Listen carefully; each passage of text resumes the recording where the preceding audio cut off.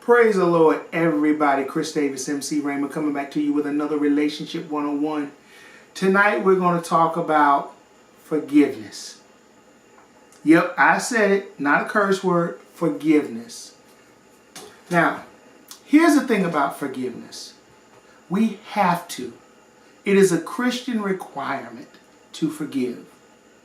It is a relationship requirement to forgive. If you continue to hold grudges, you will destroy every relationship you have.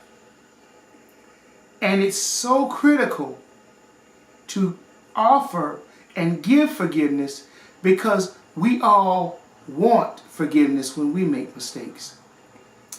You know, the Bible tells us, forgive and we'll be forgiven. If you don't want to forgive, you won't be forgiven.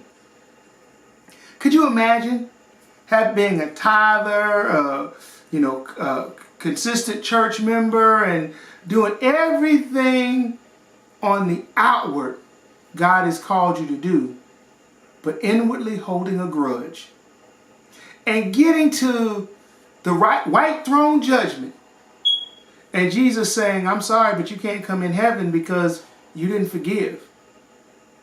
So I can't forgive you. Because that's a part of it. Forgive others as you want God to forgive you. Now, let me show you how this plays in relationship. Spouse does something, really gets on your last nerve. And the sad thing is sometimes it's not even intentional. They're just being them. And so now you're upset. And they say, baby, please forgive me. I'm sorry, I didn't mean to do it. But you don't forgive them. So 6 months down the road, that spouse does or says something, and here you go, bringing back up the last 6 months of everything they did wrong. And the person's going, I asked you to forgive me. One, I didn't even know I'd offended you until you told me. And two, when you did, I apologize and I haven't done it again. But because you haven't forgiven, you hold that grudge and you begin to compile things one on top of the other until finally you reach your breaking point. Not because your spouse is such a bad person, but because you haven't forgiven them. It plays out, you can tell it in an argument. Well, you did this, and then go back 5, 6, 7 years ago.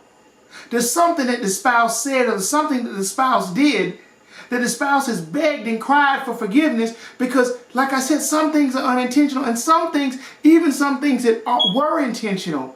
If the person has recognized that they were wrong and has repented, they have turned away from that, forgive.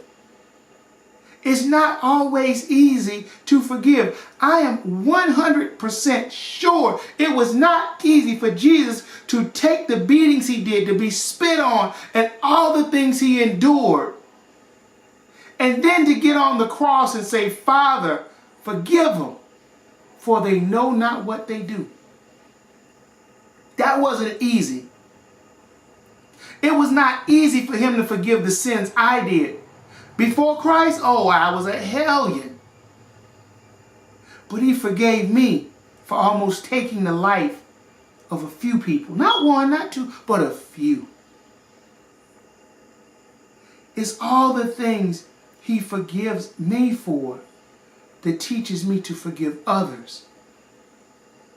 Because I desperately needed his forgiveness. I say that to you in relationship. You can say, it's my spouse, it's my spouse. But think about this.